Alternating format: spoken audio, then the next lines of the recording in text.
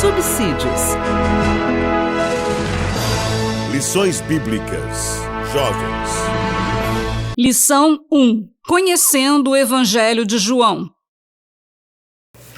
Pela graça de Deus, nós estamos iniciando mais um ano e mais um trimestre da nossa Escola Bíblica Dominical. Com alegria que eu quero te cumprimentar e desejar que a paz do Senhor Jesus esteja e permaneça reinando em seu coração. Tivemos um excelente trimestre no final do último ano e agora estamos iniciando uma nova etapa. Aliás, a CPAD lança nesse trimestre um novo currículo de escola dominical abrangendo todas as faixas etárias. E você, jovem, recebe também uma nova revista com uma nova dinâmica, uma nova diagramação, com conteúdos dinâmicos para você ter um trimestre altamente abençoado. Cumprimento aos professores, superintendentes, aos pastores, à liderança da nossa igreja em todo o Brasil. Quero louvar a Deus pelo alto privilégio de poder estar contribuindo neste trimestre com as nossas lições para os jovens. A graça de Deus, a sua bondade e misericórdia tem nos alcançado e eu quero louvá-lo por isso e tributar glória a Deus por esta oportunidade. E rogar a você que esteja sempre orando em nosso favor para que Deus, por sua graça, continue nos capacitando. Quero iniciar hoje fazendo alguns agradecimentos. Quero agradecer ao pastor José Wellington Costa Júnior, que é o presidente da nossa convenção, ao pastor José Wellington, que preside o Conselho Administrativo. São pessoas que sempre, de maneira muito carinhosa, têm nos recebido e nos tratado. Eu quero glorificar a Deus pela vida e o ministério desses irmãos. Ao irmão Ronaldo Rodrigues, que tem feito um excelente trabalho há longos anos como diretor executivo de nossa casa publicadora.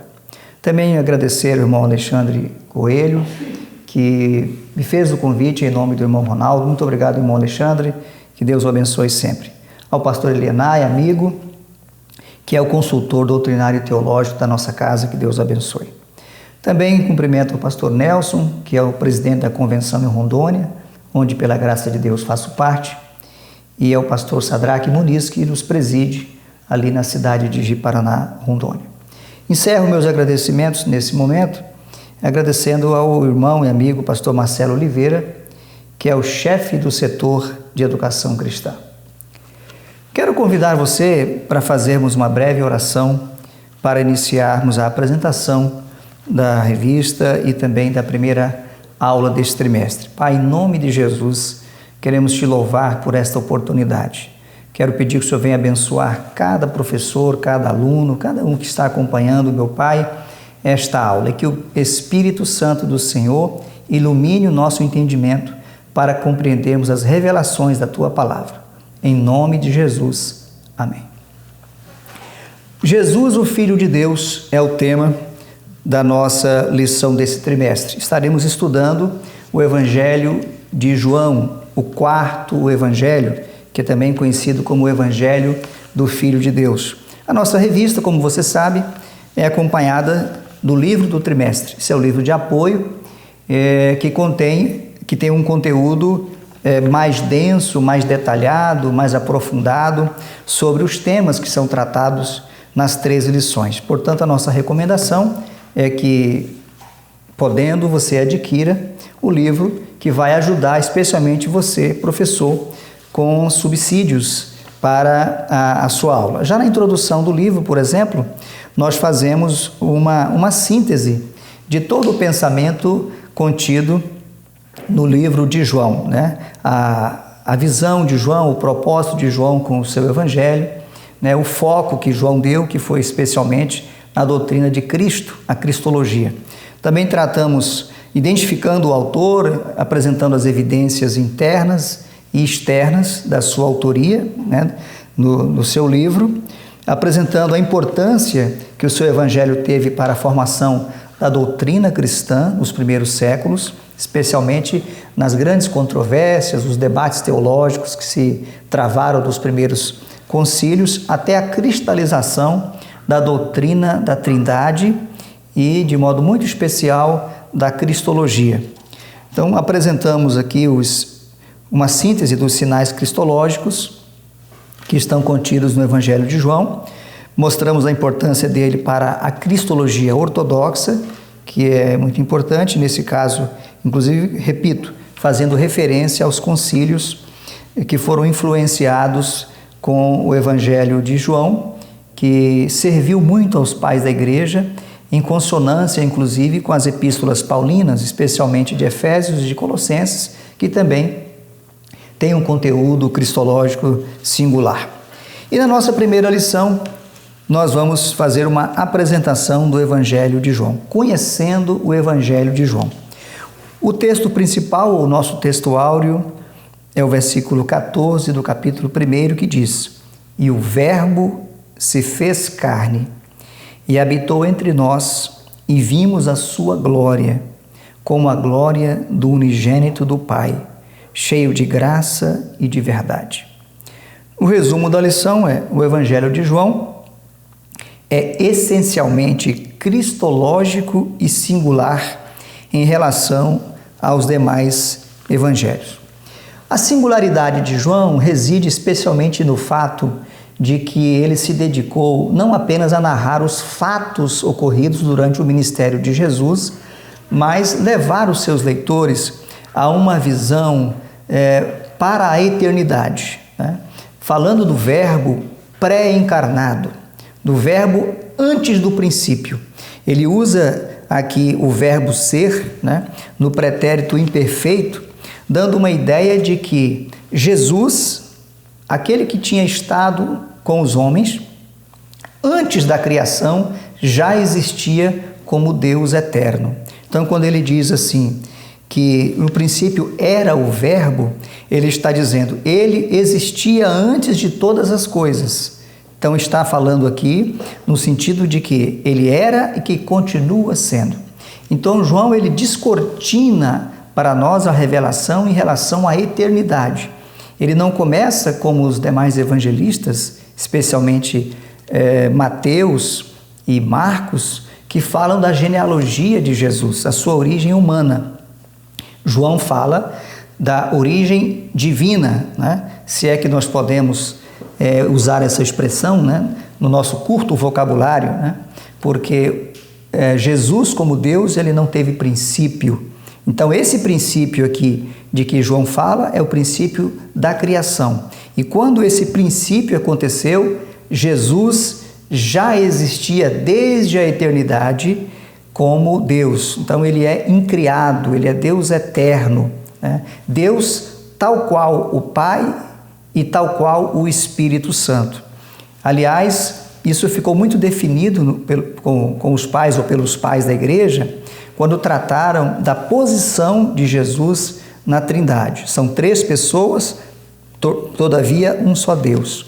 Os pais da igreja usaram a expressão no grego homousios, que quer dizer da mesma substância ou da mesma essência. Jesus é igualmente Deus, tal qual o Pai e também o Espírito Santo. E agora João vai falar que esse verbo se fez carne. Vai falar agora da encarnação de Jesus. Então vai tratar da dupla natureza de Jesus. Jesus tem 2 naturezas, mas sendo uma só pessoa. Naturezas que não se confundem, mas que também não se separam, são indivisíveis. Jesus, 100% homem, com todas as características humanas, exceto em relação ao pecado, e 100% Deus. Então, quando nasce o Filho de Maria, gerado pelo Espírito Santo, ali estava uma pessoa, né? A pessoa do Deus eterno com 2 naturezas, sendo agora a natureza divina, que é pré-existente, e a natureza humana, que começa a existir com a geração. Então, o Evangelho de João, ele vai descortinar para nós essas verdades espirituais. Durante o trimestre, você vai observar o quanto que o Evangelho de João é espiritualmente empolgante. Ele é profundo, ele é desafiador, ele é penetrante, ele é altamente dinâmico.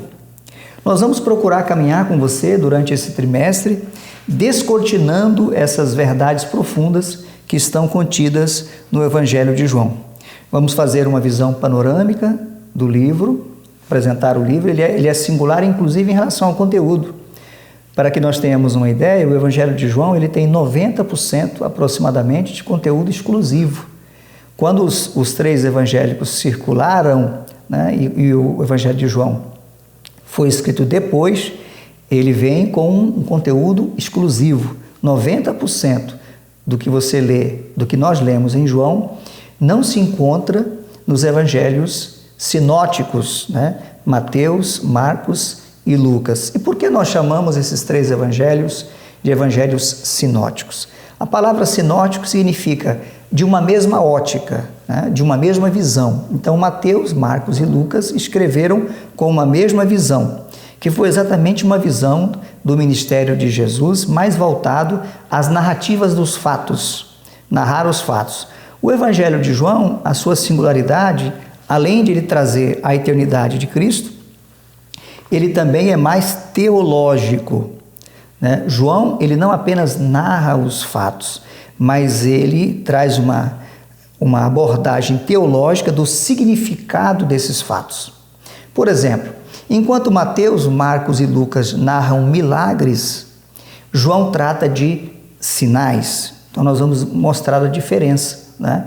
Quando Mateus, Marcos e Lucas falam das obras miraculosas que Jesus fez, eles situam isso como uma expressão do poder de Deus, como maravilhas, como dunamis ou como teros. Mas quando João trata de milagres, ele usa uma outra expressão. Ele usa a expressão semeion, que quer dizer sinais miraculosos, ou seja, prova, marca ou evidência de que o autor daqueles sinais não era um homem apenas, mas era o próprio Deus. Então João faz essa seleção. São 5 sinais, 5 sermões e 5 declarações cristológicas. E nós vamos verificar, inclusive, que esses sinais, sermões e declarações, eles estão entrelaçados. João faz uma apresentação entrelaçada, explicando e correlacionando os sinais, os sermões e as declarações.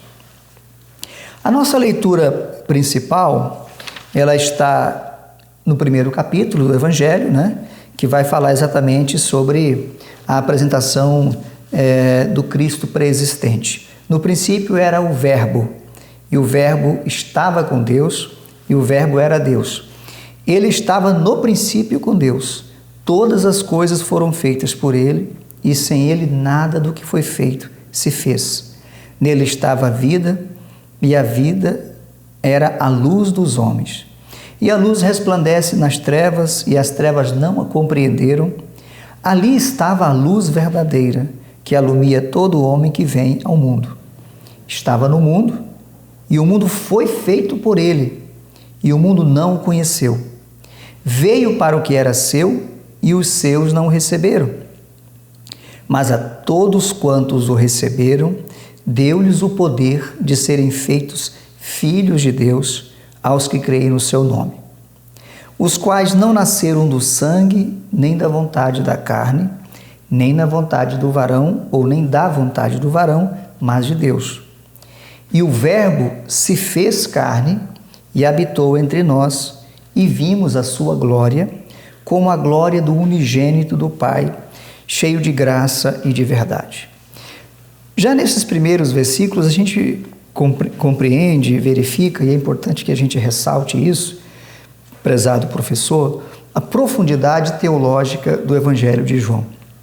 Como disse, repito, ele não começa apenas narrando fatos, né? Mas ele descortina para nós a eternidade, o véu da eternidade, e falando do verbo, da palavra, no princípio. Então aqui, o Cristo, Jesus o Cristo, é descrito como o Deus que agia pela palavra, o verbo, o Deus que verbalizava e acontecia, né? Toda a criação foi feita pela verbalização da vontade de Deus. E aqui João está dizendo, aquele Deus criador era o Cristo, era o verbo, era a palavra. E ele estava com Deus, ou seja, fala da coexistência eterna do Pai, do Filho e do Espírito Santo. Ele estava com Deus, mas não apenas estava com Deus. ele era Deus, né? Então, tanto quanto o Pai e o Espírito. Ele estava no princípio com Deus. Todas as coisas foram feitas por ele. Então, Jesus, o Cristo, é criador tanto quanto o Pai. Sem ele, nada do que foi feito se fez. Aliás, toda a criação foi feita para a glória de Cristo. O apóstolo Paulo vai dizer na carta aos Colossenses que por ele e para ele foram feitas todas as coisas. Então Deus, no seu plano eterno, decide criar todas as coisas para glorificar o Filho.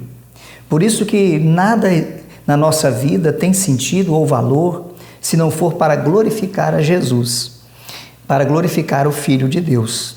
Toda a glória deve ser dada a Cristo Jesus. Primeiro, porque todas as coisas foram feitas por Ele e para Ele. E além disso, depois da queda, Ele aceita humanizar-se para vir a este mundo e redimir todas as coisas que Deus havia feito pelo poder do seu sangue, do seu sacrifício. Então, por isso, Ele, como Deus e como homem, é digno de toda a glória. Como Deus, por ser o Criador e porque a criação foi feita para Ele. Como homem, porque Ele venceu a morte, venceu o pecado, venceu o diabo e triunfou na cruz, né? E recebeu do Pai toda a glória. Então, Jesus, o Cristo, Filho de Deus, será glorificado para sempre. E glória a Deus, porque deu a mim e a você a oportunidade de ter esse conhecimento, né? E podemos tributar a Ele toda a glória, honra e louvor. Tudo que eu sou, tudo que você é, só tem sentido se nós endereçarmos tudo isso para a glória do nome de Jesus, né? Que Ele seja glorificado na nossa vida constantemente. E o apóstolo João, ele vai falar agora da manifestação, né, de Jesus ao mundo, né? Antes de falar da encarnação, ele diz assim: nele estava a vida, e a vida era a luz dos homens. Então, desde a criação, Cristo, como Deus, era a luz de todos os homens e a vida de todos os homens. Aliás, nós vamos ver mais à frente, né, que lá, quando da ressurreição, antes da ressurreição de Lázaro, ele diz: eu sou a ressurreição e a vida. Ele não é apenas a ressurreição, ele é a própria vida. Por isso que o apóstolo Paulo diz: é nele que nós vivemos, é nele que nós movemos, é nele que nós existimos. Essa vida que nós temos é a vida que Deus deu para nós. Primeiro, ele nos deu essa vida, como ele soprou, né, nas nossas narinas, ainda lá quando nos fez primitivamente através de Adão, né, do qual nós descendemos. E depois, em Cristo, ele nos deu uma nova vida, que é a vida espiritual através da regeneração, que também nós vamos estudar isso ao longo do trimestre. Pois bem, vamos destacar alguns pontos da nossa lição, professor, que são importantes de serem abordados com os nossos alunos. Primeiramente, o primeiro ponto, nós falamos da autoria, da época e do propósito, né? Sabemos que o autor é o João, filho de Zebedeu, né? E esse João que foi discípulo de Jesus. O mesmo João que escreveu as 3 epístolas, primeira, segunda e terceira epístola de João, e o mesmo João que escreveu o livro do Apocalipse. Segundo os estudiosos, João escreveu o seu evangelho praticamente concomitantemente com as epístolas que ele escreveu. E mais ao final da vida, exilado na ilha de Patmos, por ordem do imperador romano Domiciano, ele escreve então o Apocalipse. João é o 4º evangelho, ele foi o último evangelho a ser escrito. Não existe uma datação exata de quando os evangelhos foram escritos, mas nós sabemos que os primeiros evangelhos foram escritos da segunda metade da década de 50 para a primeira metade da década de 60 do primeiro século, enquanto João foi escrito da segunda metade da década de 80 para a primeira metade dos anos 90, também do primeiro século. Portanto, aproximadamente 30 ou mais, talvez até 40 anos, né, média de 30 anos, de diferença entre os evangelhos de Mateus, Marcos, Lucas e o evangelho de João. No texto bíblico, nós temos os evangelhos na ordem Mateus, Marcos e Lucas, mas muitos estudiosos consideram que o primeiro evangelho a ser escrito foi o evangelho de Marcos. Então, a ordem seria, segundo esses estudiosos, Marcos, Mateus e Lucas. Mas a diferença, isso não faz naturalmente uma diferença, até porque foram escritos de maneira muito próxima. Sabe-se que, quando João escreveu o seu evangelho, os 3 primeiros livros já existiam. E alguns pais da igreja dão conta de que João teve, inclusive, acesso, contato com os 3 primeiros evangelhos. Permita-me também fazer um esclarecimento sobre a expressão evangelho. A palavra evangelho, assim como muitas outras expressões contidas nas escrituras e na teologia cristã, não tem uma origem na civilização cristã ou na fé cristã, né? São palavras anteriores, né? A palavra evangelho já era usada para falar de grandes adventos, de grandes acontecimentos, mesmo antes de Cristo. Então, o evangelho de Jesus significa o anúncio da vinda de Jesus como Salvador. Foi o que o anjo disse, né? Eis aqui vos trago novas de grande alegria, né, que serão para todo o povo. Então, essas novas, ou essas boas novas, significam o evangelho de Jesus. No segundo século, quando os 4 evangelhos circularam, eles circularam juntos e eram chamados de o evangelho de Jesus. Depois houve então uma separação entre os evangelhos e aí começaram a ser chamados de o evangelho de Jesus, segundo Mateus, segundo Marcos, segundo Lucas e segundo João. E ao longo do tempo, então, passou-se a chamar apenas o evangelho de João. Isso é uma contração da expressão, mas o sentido é esse: o evangelho de Jesus, escrito por Mateus, por Marcos, por Lucas e por João. Então, aí nós situamos a época e situamos o autor do evangelho de João. Mas é importante também a gente falar do propósito do evangelho de João. Há muita discussão acerca do foco principal de João com o seu evangelho. Se foi mais um foco eclesiológico, ou seja, voltado para a comunidade da igreja existente na Ásia, onde ele era pastor. Éfeso era a igreja ou a cidade onde João estava estabelecido. Depois da diáspora, né, no ano 70, antes da diáspora e depois da diáspora especialmente, né, os cristãos espalharam-se por todo o mundo e houve uma repartição do mundo cristão à época, e João ficou na Ásia Menor, especialmente em Éfeso, e ali ele supervisionava as igrejas da Ásia Menor, onde nós sabemos que o evangelho tinha sido levado, as igrejas tinham sido fundadas por Paulo, né? Nós vemos que Paulo pregou durante muitos anos, ensinou e formou igrejas ali na cidade de Éfeso. E João, estando em Éfeso, é que escreve esse evangelho, que Clemente de Alexandria chama de evangelho espiritual, para ressaltar, inclusive, esse foco de profundidade teológica dele. Mas eu dizia sobre o propósito. No final do livro, nós vamos encontrar, no final do evangelho de João, ele mesmo dizendo assim: eu estou parafraseando, eu selecionei estes sinais aqui para que vocês creiam que Jesus é o Filho de Deus e que, crendo, vocês tenham nele a vida eterna. Ou seja, então João escreveu de uma maneira direta para um público, para que aquele público pudesse crer que Jesus era o Filho de Deus. E para isso ele apresentou alguns sinais da divindade de Jesus. Alguns estudiosos entendem que esse público era composto pela própria igreja. Portanto, era um caráter doutrinal, né? Para doutrinar, para edificar a igreja. Mas muitos entendem que a visão de João era externa, era extra-eclesiástica.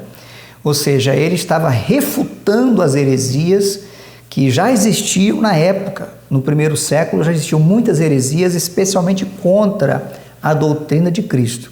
Então seria essa visão apologética, né, que João estaria tendo ao escrever o seu evangelho. de qualquer forma, se doutrinal, se apologético ou se evangelístico, né? O Evangelho de João tem toda essa abordagem. Aliás, João é o evangelho mais lido, né, e mais comentado. E muitas vezes ele é utilizado para a evangelização como um livro separado dos demais livros da Bíblia, né, e é distribuído para evangelização.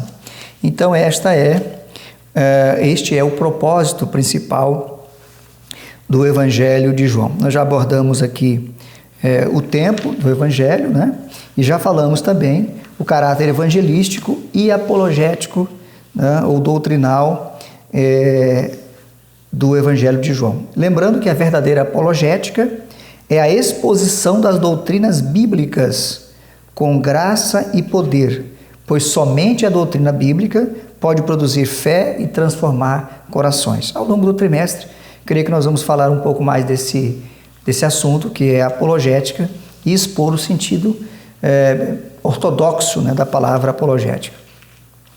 No capítulo 2, ou no ponto 2 da revista, nós falamos da riqueza doutrinária do Evangelho de João.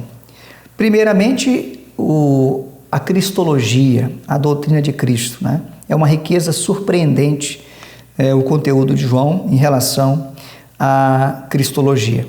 Mas também em relação à Trindade, porque é em João que nós vamos encontrar Jesus se destacando da pessoa do Pai, mas dizendo, né, eu sou igual ao Pai, ou eu e o Pai somos um. Então ele está falando aqui de um único Deus, mas pessoas distintas.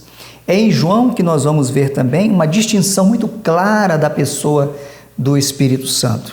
Aliás, João vai trazer o testemunho de João Batista, apresentando Jesus, né, como o batizador, né, aquele que batiza com o Espírito Santo. E é conteúdo exclusivo de João apresentar o ministério do Espírito Santo na igreja, né, os capítulos 14, 15, 16, que vai falar do outro consolador, outro da mesma espécie, ou seja, Deus tanto quanto Jesus o Cristo. Ou seja, o conteúdo doutrinário do Evangelho de João, ele é simplesmente surpreendente. Então isso a gente destaca aqui neste capítulo 2. Capítulo 3, a gente faz aqui uma abordagem sobre os sinais, os sermões e as declarações cristológicas, né? São 7 sinais, 7 sermões e 7 declarações que Jesus faz para identificar-se como Filho de Deus, né? Os sinais são os milagres, as declarações, né? Ele usa a mesma declaração do Deus Pai quando se revela a Moisés. Quando Moisés pergunta quem ele era, e Deus se representa como o eu sou. Então aqui Jesus vai dizer, eu sou a porta, eu sou o caminho, eu sou a verdade, eu sou a vida, eu sou o bom pastor. Então são as declarações cristológicas. E também os sermões cristológicos, né? Quando vai falar sobre a luz do mundo, sobre o bom pastor, sobre a regeneração, no diálogo com Nicodemos, no diálogo com a samaritana. Então nós vamos tratar disso de maneira mais detalhada em outras lições. Que Deus te abençoe, prezado professor, prezado aluno, que você tenha uma excelente lição, uma excelente aula neste próximo domingo, com a graça e com a paz do Senhor reinando no seu coração. Deus abençoe a todos e um forte abraço.